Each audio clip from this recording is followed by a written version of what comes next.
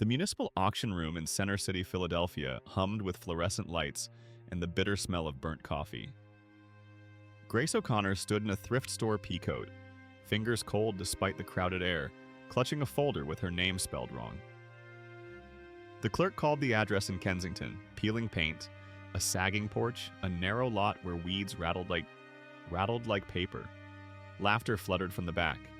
Developers in crisp suits, polished shoes tapping impatience on linoleum. "Next lot is the tear down," someone said. "Only a fool would—" "I'll bid," Grace answered, voice thin but steady. She felt the eyes, the quick dismissals. Her daughter, Maya, 8 years old in a hand-me-down red knit hat, stood beside her, rubbing at a fogged window and drawing a crooked heart. Bradley Crane, a developer with a winter tan and a watch that flashed under the lights, turned to look at Grace as if at a bad joke. "Ma'am," he said, smooth as ice, "that place will eat you alive." "You can't even afford a dumpster." The room chuckled. The clerk barely hid a smirk. Grace smelled cold metal from the folding chair, heard the dry cough of a heater that never caught. She bid anyway. The gavel fell with a hollow clap. Papers slid across the table. "That's your plan, sweetheart?" Bradley murmured as she signed. "Throw good money after bad?" He leaned closer, expensive cologne cutting through coffee and dust.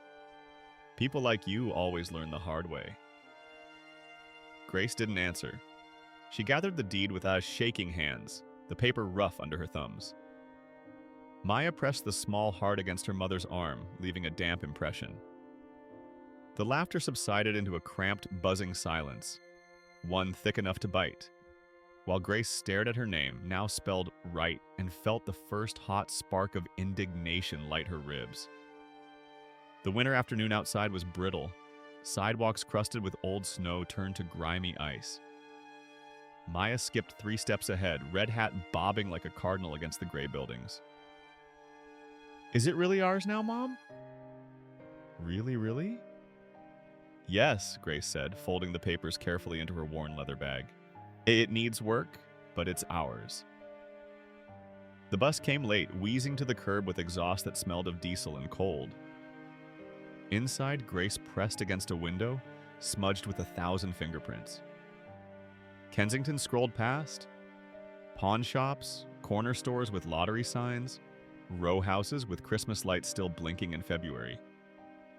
Some streets stood proud, clean stoops and window boxes waiting for spring.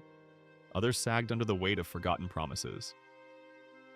Grace had grown up not far from here in a walk-up apartment where her mother worked double shifts at Jefferson Hospital. College had been community classes between waitressing jobs, her degree still unfinished when Maya was born. Her ex-husband had called her impractical, a dreamer. The same words, she imagined, that Bradley Crane would use. Maya hummed against her shoulder, drawing, shapes in the condensation on the glass. "Can I have a room with a window?" "For plants?" "Of course," Grace whispered, though she had no idea what the inside of the house truly looked like. The inspection had been brief, just enough to know the roof didn't leak and the foundation wasn't cracked. Everything else was a gamble taken on stubbornness and the last of her savings. The house sat on Letterley Street, halfway down a block of brick homes built when factories still lined the Delaware. Some were well kept, with painted shutters and swept steps. Others showed the slow decline of postponed repairs. The one that belonged to them, the thought still felt impossible, stood narrow and tired, with peeling green paint and windows like wary eyes. "It looks sad," Maya said, clutching her mother's hand as they stood on the sidewalk. "It just needs someone to care about it," Grace answered, fumbling with the key.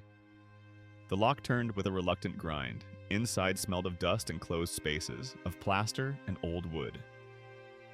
The entryway floor had black and white tiles, some cracked, arranged in a pattern that might once have been elegant. A staircase rose steeply to the second floor, its banisters smooth from decades of palms. The front room held only abandoned furniture, a sagging armchair, a side table with one leg propped on a brick. Maya ventured in first, her small boots leaving prints in the dust. "Hello, house," she called, her voice bouncing between empty walls. "We're going to be friends." Grace set down her bag and felt a strange certainty settle over her, a weight and a lightness all at once. Outside life had taught her to expect the worst: eviction notices, layoffs, medical bills that arrived like small bombs. But here, in this forgotten space with its stubborn bones, something like hope unfurled in her chest. She walked to a window and wiped a clear spot with her sleeve. Across the street, a woman was sweeping her steps, a radio playing softly behind her. Next door, someone had hung a bird feeder from a fire escape. The neighborhood wasn't dead, it was holding on. "We'll start with one room," Grace said to Maya, who was spinning slow circles in the dust motes, floating through a shaft of pale sunlight. "Make it warm." Then another. "We'll go slow." "Like eating an elephant," Maya nodded solemnly, repeating one of Grace's sayings. "One bite at a time." Grace laughed, a real one, surprising herself, and it echoed in the empty house like a promise. Later, Bradley Crane and his smirk would resurface in her thoughts. But for now, with the key cool in her palm and her daughter's hand warm in the other, the future felt possible in a way it hadn't for years. The house on Letterley Street creaked like an old ship. Floorboards popped under boots and wind pushed through the cracked windows with a whistle that smelled of river and rust. In the small front room, a radiator clanked but never warmed. Grace set down a chipped mug of instant coffee and watched her breath become a thin ghost in the air. She had grown up in South Philly over a corner deli, the kind that sold hoagies and penny candy in glass jars. Her father died young. Her mother worked nights. Life taught her to tie things together with duct tape. Rent, hope, family. When Maya's father left after the layoff, he took nothing but the good suitcase and the soft promise that he'd be back. Years later, the promise was just a sound she didn't make anymore. On a shelf stood a cracked snow globe of the Philadelphia skyline. She had bought it for Maya when they were evicted from the old apartment, swearing the next place would be theirs. Inside, the plastic flakes no longer fell. The water had long yellowed. The globe had become a quiet, round symbol of a prayer that never moved. Yet the house had a good smell buried under the mildew. Old cedar, like closets in grandmother stories. "We can fix it," Maya said, voice bright as she stomped in her small boots, sending dust spinning in the pale winter light. She found a forgotten marble, blue as a robin's egg, and rolled it across the floor. It wobbled, hesitated, and slipped under a warped plank. Grace laughed, one short, surprised sound. They hammered up a coat rack, swept mouse droppings into a cracked dustpan, taped plastic over the windows. A neighbor, Mrs. Alvarez, brought over empanadas wrapped in foil, the dough still warm. "This block needs people who don't quit," she said. Grace nodded, the steam of seasoned beef and cumin rising, and believed, for a breath, that life might bend. Their first night, they slept on an air mattress borrowed from the church donation center, wrapped in mismatched blankets. The pipes groaned whenever the toilet flushed. The electricity worked, but half the outlets had been painted over so many times they were sealed shut. Maya slept with her red hat still on, tucked against Grace like a small furnace. Morning came with frost on the inside of the windows, turning the plastic coverings into crinkled landscapes. Grace had taken 2 weeks off from her job at the hospital billing office, unpaid leave she couldn't afford, but desperately needed to make the house livable. Today she would start on the kitchen, clearing decades of grease and neglect. "Mom, there's a man outside looking at our house." Maya stood at the window, breath fogging the glass where she'd wiped a viewing spot. Grace peered out. Bradley Crane stood on the sidewalk, hands in the pockets of a camel hair coat, studying the facade with cold calculation. She pulled back instinctively, though she knew he'd seen her. A minute later, there was a sharp knock at the door.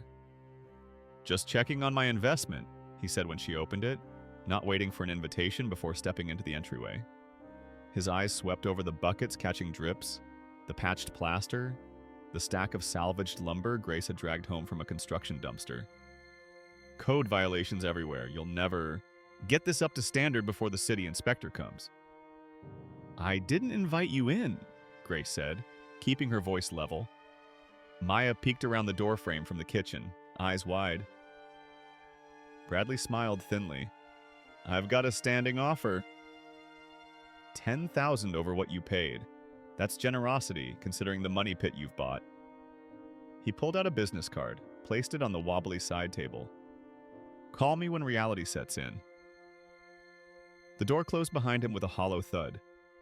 Grace leaned against it, suddenly exhausted. The 10,000 would erase the credit card debt she'd accumulated during the move, with enough left over for a security deposit somewhere else, somewhere warm, with reliable plumbing and no ghosts of previous failures. We're not leaving, are we? Maya asked, her small face serious. No, Grace said, pocketing the card. We're not. But her voice caught on the words. That afternoon, another neighbor stopped by. Mr. Richards, an elderly man with gnarled hands who had watched them struggling to unblock the kitchen sink. He brought his toolbox and showed Grace how to replace the trap. My Estelle and I moved here in '73, he said, wiping his hands on a rag. Developers been trying to push us all out for years, offering pennies for gold. The water ran clear after his fix, a small miracle that made Grace want to weep. She offered him coffee and they sat at the rickety table while Maya played upstairs, footsteps making the ceiling creak in a rhythm that already felt like home. Bradley Crane buy up 4 houses on this block, Mr. Richards said, cupping his mug with both hands. Let them sit empty till they fall apart. Then the city condemns them and he buys the lot for nothing. He looked at Grace steadily. He don't want your house, ma'am. He wants this whole block, and folks like us in the way. That night, after Maya was asleep, Grace sat on the floor of what would become her bedroom, sorting through a box of family photos. Her mother at 19, hair in a bouffant, standing proudly in front of the deli. Her father, who she barely remembered, laughing on a Jersey Shore boardwalk. Herself at Maya's age, gap-toothed and serious. She had come from people who stayed, who fixed things, who made something from nothing. The thought warmed her more than the spice heater humming in the corner. A soft tapping sound interrupted her thoughts. At first, she thought it was the pipes or the old radiator cooling. Then she heard it again. Tap, tap, pause, tap. Coming from beneath the floorboards. Mice, probably. The exterminator wasn't scheduled until next week. But as she pressed her ear to the floor, the sound changed to a gentle rolling, like a small ball moving through a hollow space. She remembered Maya's blue marble disappearing under the warped plank. Curious, she ran her fingers along the seams of the wood, feeling for gaps or loose boards. In the silence of the sleeping house, with the distant sound of a late-night train, whistle carrying over Kensington, Grace felt something shift beneath her fingertips, a floorboard that moved just slightly when pressed at one end. She applied pressure, and the opposite end lifted a fraction of an inch, revealing darkness beneath and the faint gleam of something that might have been the lost marble. Or something else entirely.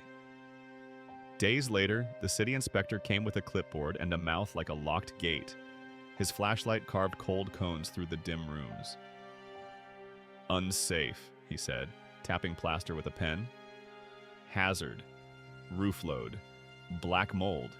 Each word landed with the dull weight of a small hammer. He posted a bright orange notice on the door that screamed in the pale February light. Condemned if unrepaired.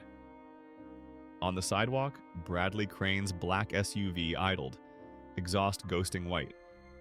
He lowered the window, grinning. Told you so. Sell, and I'll take the liability off your hands. He waved a check as if he were feeding pigeons. Around them, the block held its breath. A bus groaned, a dog barked behind a chain-link fence, a woman pushed a stroller past a snowbank, with the thin sound of wheels over salt. Grace's cheeks burned. The oil smell from the inspector's pen mixed with the sourness of damp drywall. That night, she lay awake on a thrift store mattress placed in the only room with a door that closed. The house groaned in the cold. Maya slept under 2 quilts they'd found at a church sale, her breath soft, the knit hat still on her head. The notice meant fines she couldn't pay, work she couldn't afford. If she failed, they could be forced to move again. Couches and basements and pity. Grace pressed her palm to the cracked snow globe, feeling the cool glass as if it were a forehead with fever. She closed her eyes and asked, without words, for mercy. A sound answered, A roll, a hush, a click. The blue marble, the one Maya had found, was moving somewhere beneath the floor. It rattled, then settled with a musical clink that didn't sound like wood. Grace opened her eyes. In the weak streetlight slanting through the plastic-covered window, the seam between two planks looked like a signature. Something hollow breathed below. Morning came with a thin winter sun and Mrs. Alvarez at the door, bearing a thermos of hot chocolate and grim determination. "My cousin's brother works construction," she said, stepping inside without waiting for an invitation. "He says that inspector is in Bradley Crane's pocket. Always finds problems in houses Crane wants to buy." Maya sat at the kitchen table, hands wrapped around a steaming mug, eyes moving between the adults. Grace felt the weight of her daughter's trust like a stone in her chest. "Even if he's corrupt," she said quietly, "the problems are real. The wiring, the plumbing." Her voice trailed off. Mrs. Alvarez set down her purse with a decisive thump. "So we fix what we can. My husband will help with the wiring. Richards knows plumbing. The church has a volunteer group that does roofs." She leaned forward. "But first, you need to find out what's making that noise under your floor." Grace hadn't mentioned the marble's midnight journey. "What noise?" Mrs. Alvarez smiled, the lines around her eyes deepening. "Estelle Richards heard it too, years ago. She said this house talks at night." After Mrs. Alvarez left, Grace knelt on the spot where she'd heard the sound. Maya watched, cross-legged on a cushion, as her mother ran her fingers along the wood grain. "What are we looking for?" she whispered. "I'm not sure," Grace answered honestly. "Something hidden." It was Maya who found the loose nail the next morning. "Mom, look," she said, kneeling, hair escaping her hat in feathery curls. The nail was bright compared to the others, as if it had been touched more recently. Grace fetched a pry bar, its rubber handle gritty with dust, and levered the plank up gently. The air that rose was dry and cool, carrying a scent like old libraries. Paper, binding glue, cedar oil. Beneath the floor lay a narrow cavity lined with wood.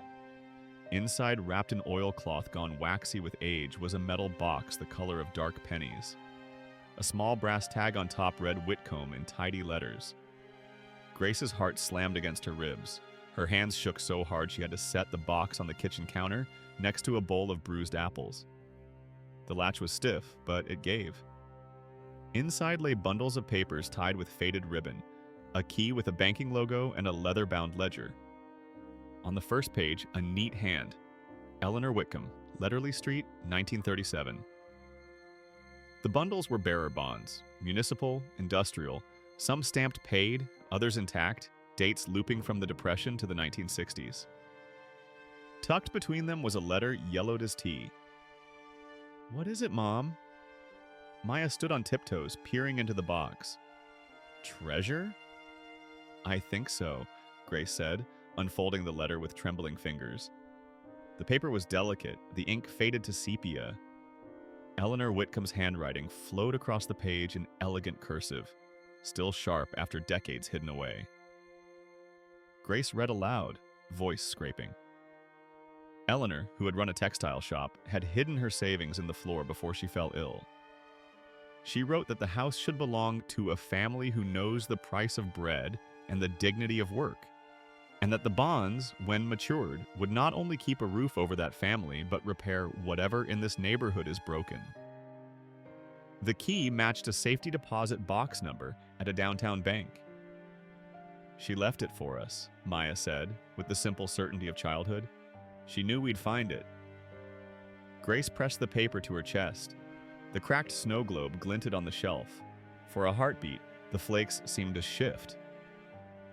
Mrs. Alvarez crossed herself when she saw the bonds, then hugged Grace so tightly her coat creaked. "Call someone honest," she whispered. "Call legal aid." Grace did. The pro bono attorney, Ms. Delaney, came with careful eyes and latex gloves. She calculated, lips moving. "If validated," she said softly, "you're looking at over $183,000. The number hung in the air like smoke. It was enough to fix the house, pay off debts, put aside money for Maya's education, a sum that could change the trajectory of their lives. Bradley Crane came the next day, another offer in his pocket, higher this time. He found Grace on the porch, drinking coffee from a chipped mug, the orange condemnation notice now hidden in her kitchen drawer. "I heard you had the inspector out," he said, his smile not reaching his eyes. "Bad news, I imagine." "Nothing we can't handle," Grace replied, surprised at the steadiness in her voice. She knew something he didn't, a secret that hummed beneath her feet like a tuning fork. Bradley's smile faltered. He glanced at the house, at the blue tarp Mr. Richards had helped secure over a section of roof. "People get attached to lost causes," he said. "It's admirable in a way. But there comes a time to accept reality." Grace took a sip of her coffee, feeling the warmth spread through her chest. "I've been thinking a lot about reality lately," she said. "About what stays hidden until someone cares enough to look." He frowned, not understanding. Down the block, Maya was playing hopscotch with Mrs. Alvarez's granddaughter, their laughter bright in the cold air. "This house has stood for almost a century," Grace continued. "It's sheltered families through the Depression, wars, hard times. It's got good bones." "Bones need meat," Bradley countered. "And meat costs money." Grace nodded. "Yeah, she agreed. "It does." She met his eyes squarely, no longer intimidated by his expensive coat or his manicured confidence. "Funny thing about money, though. Sometimes it's exactly where you need it to be." Bradley left confused, without a signature on his offer. That night, as a gentle snow fell over Kensington, Grace and Maya sat at their wobbly kitchen table and made plans. Not just for themselves, but for the house, for the block, for Eleanor Whitcomb's legacy. Word traveled like heat. City Hall scheduled an emergency hearing, and the chamber smelled of old wood, paper, and 1,000 coats shrugged off in winters past. Reporters shifted, cameras clicked like insects. Grace sat at a long table with Miss Delaney and a bank representative who wore reading glasses low as if listening to the pages. The bond's value had been underestimated. A financial expert hired by the Legal Aid Office had recalculated with current rates and compounded interest. The new figure, $183 million, had made Grace sit down hard on her kitchen chair when Ms. Delaney called. The pro bono attorney had immediately filed for an injunction to prevent any action against the house until ownership of the assets could be determined. Now Grace's fingers traced the grain of the wooden table while the hearing room filled. The morning light slanted through tall windows, catching dust motes that danced above the crowd. Maya sat in the front row with Mrs. Alvarez, her red hat replaced by a blue one knitted by Mr. Richard's daughter. The girl's legs swung, too short to touch the floor, but her eyes were solemn, watching her mother's straight back. Bradley Crane arrived with a lawyer whose tie was the color of new money. He nodded curtly to Grace, his confidence visibly diminished when he saw the bank representative and the box of documents. He objected before the clerk finished reading the agenda. "My company has made an offer to—" "The matter," the chairwoman said, tapping her gavel, "is ownership and disposition of assets found at 2181 Letterley Street." Her voice rang clear in the suddenly hushed room. She was an older woman with silver-streaked hair and eyes that had seen decades of Philadelphia politics. "Let's establish the facts before we entertain any offers." The bank confirmed the bond's authenticity and growth. The ledger, matched to account numbers and the key, traced interest across decades. A historian from Penn testified that Eleanor Whitcomb had been a successful businesswoman who'd kept her textile shop open through the Depression by extending credit to neighbors. She was known for her community ethic, he explained, adjusting his glasses. When others closed shop and left, she stayed. Eleanor's letter, read into the record, made the chamber quiet as snowfall. Even the fluorescent lights seemed to hum more softly. "It is my wish," the clerk read, "that these funds remain hidden until they are truly needed, and that they find their way to hands that will not merely profit, but protect and nurture this neighborhood I have loved."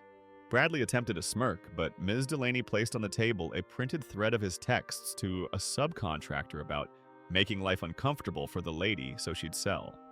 emails obtained legally through a whistleblower, complete with dates that matched the inspector's visit.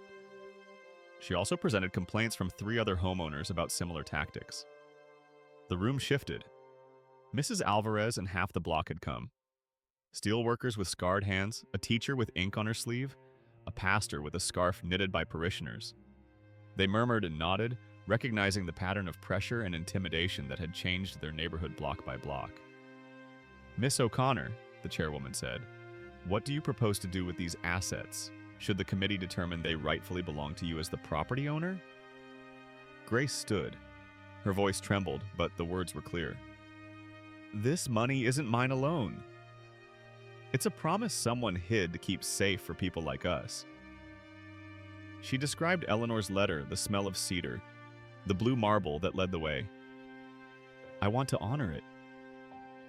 She unfolded a piece of paper where she'd written her plan the night before in the quiet kitchen while Maya slept.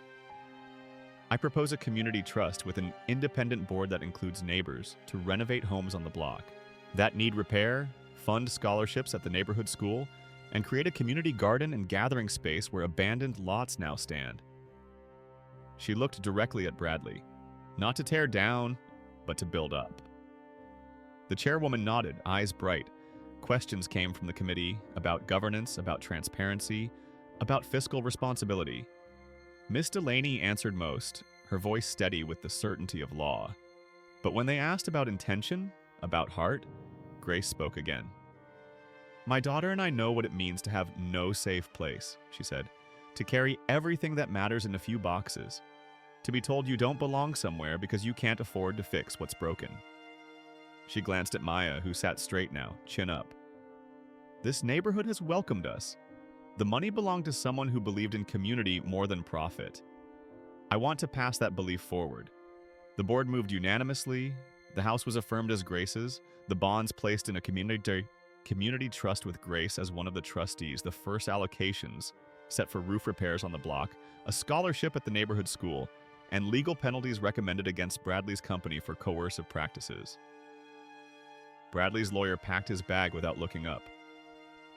In the back, someone started to clap. Then everyone did. The sound rose and filled the high ceiling of the chamber, echoing against marble and memory. Outside, snow was falling again, soft, wet flakes that clung to wool coats and eyelashes. Grace stood on the steps of City Hall, dizzy with the morning's events. Maya ran circles around her, catching snowflakes on her tongue. Mrs. Alvarez hugged her fiercely, then Mr. Richards, then neighbors whose names she was still learning. "You did right by Eleanor," an elderly woman said, pressing Grace's hand between papery palms. "I knew her when I was a girl. She would have liked you." The trust would take months to fully establish. Paperwork, legal structures, tax considerations that made Grace's head swim. But the immediate injunction against the condemnation notice meant they could stay in their house, begin repairs, breathe. Bradley passed them on his way to a waiting car, collar turned up against the snow. He paused, mouth tight. For a moment, Grace thought he might threaten or argue. Instead, he gave a short nod, almost respectful. "Didn't see that coming," he said, almost to himself. Then he was gone, swallowed by the swirling white. That night, Grace and Maya sat on their front steps despite the cold. The street lamps made halos in the falling snow. Down the block, windows glowed warm gold, and music drifted from someone's kitchen radio. An old Motown song that made Grace think of her mother dancing while cooking Sunday dinner. "Are we rich now?" Maya asked, breath clouding. Grace smiled, pulling her daughter close. "No," she said, "but we're safe. And the money will help a lot of people be safe too." Maya nodded, satisfied. She understood in her 8-year-old way that something fundamental had shifted. Not just for them, but for the entire street. The homes with their storied bricks and stubborn windows. The people who had stayed when staying wasn't easy. "I think Eleanor knew we'd find it," Maya said after a while, echoing her words from days before. "Maybe not us specifically," Grace answered, watching the snow transform their weedy patch of front yard into something pristine, but someone who would use it the way she wanted. They sat in comfortable silence, listening to the soft shush of occasional cars on the snow-muffled street, the distant wail of a train, the crystalline ticking of snowflakes landing on the metal railing. Sounds of a city that had seen centuries of change, of fortunes made and lost, of communities formed and broken and formed again. Home, Grace thought. Not just the house, but this moment, this feeling, this certainty that they were exactly where they were meant to be. Spring came early that year. The house on Letterley Street now stood with a fresh coat of pale yellow paint, white trim, crisp against the brightening sky.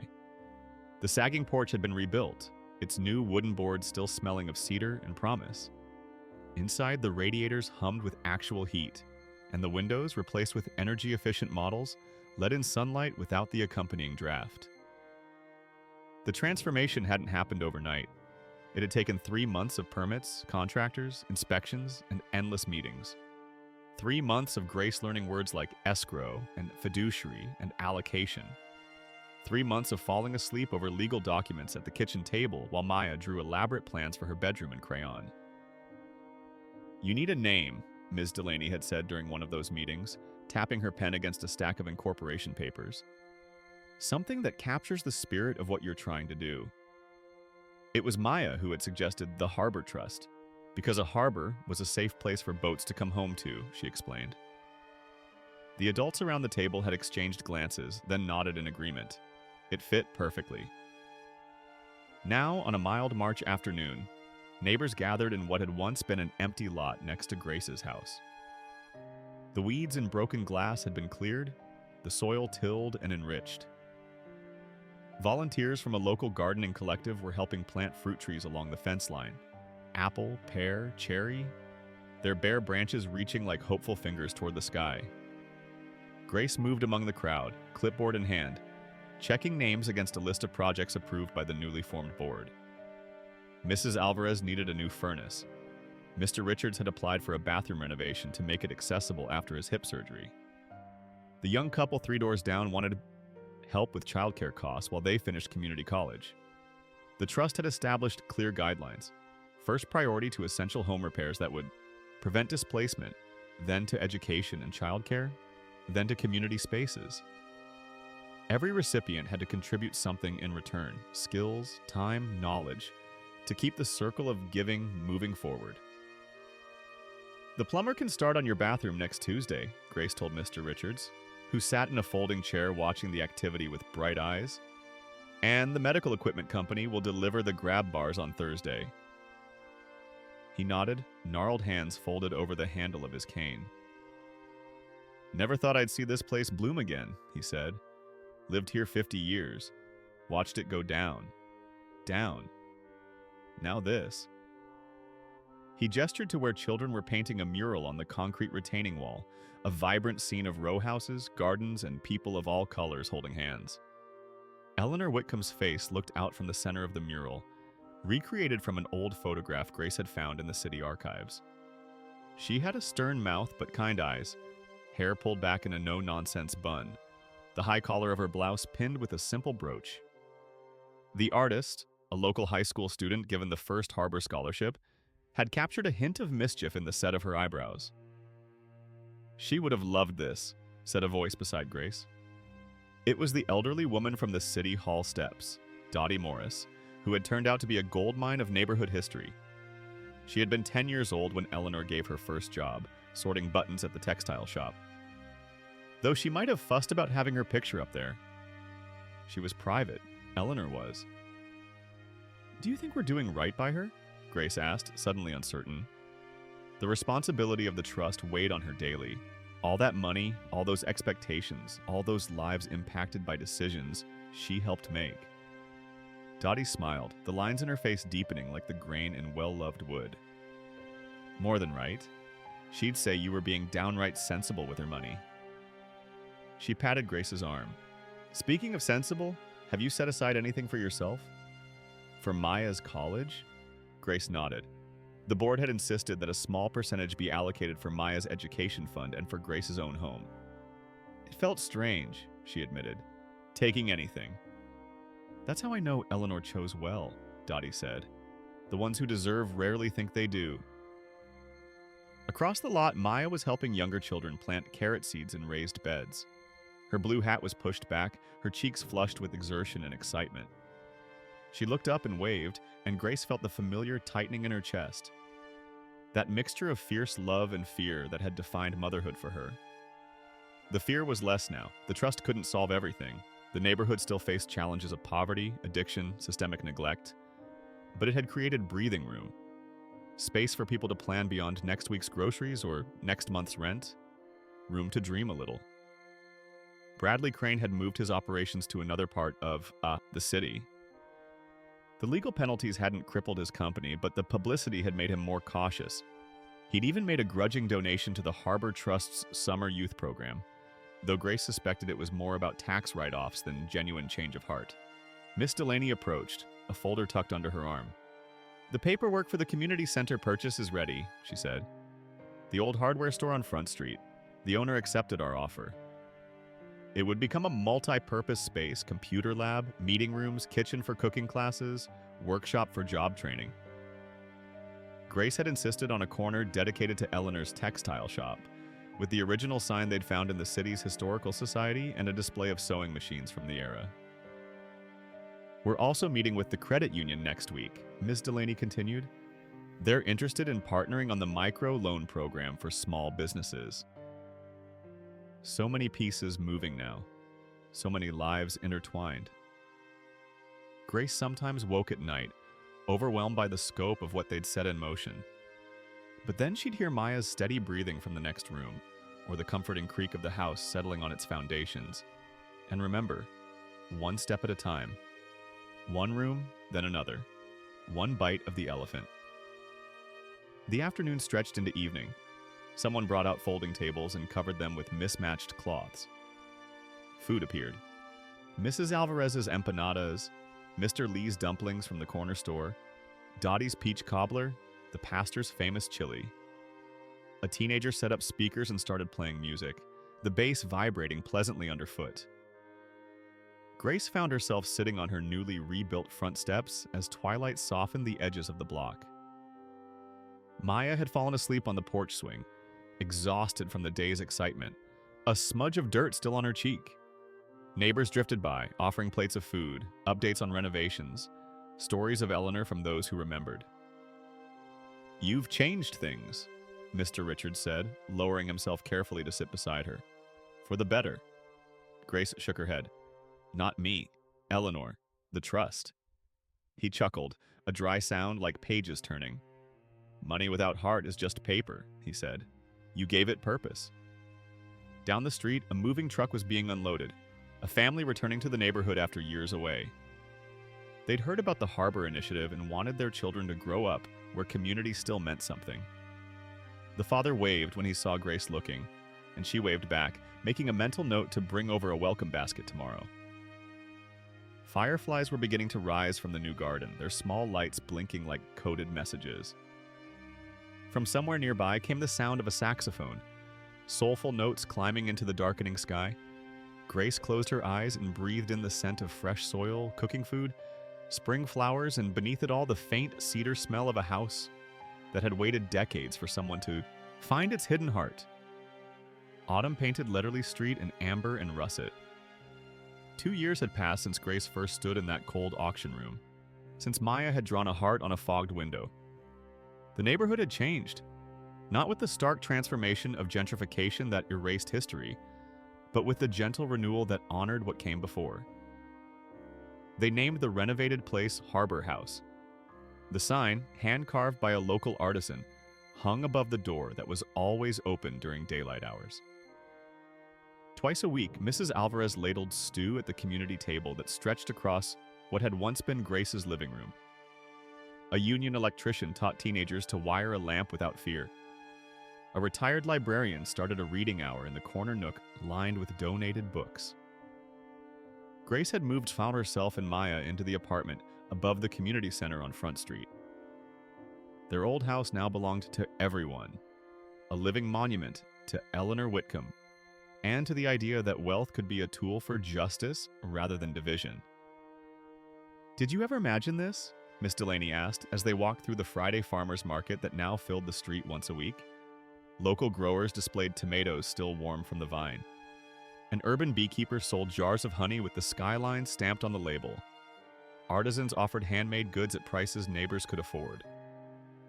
Grace smiled, watching Maya help an elderly woman select apples, carefully placing them in a cloth bag.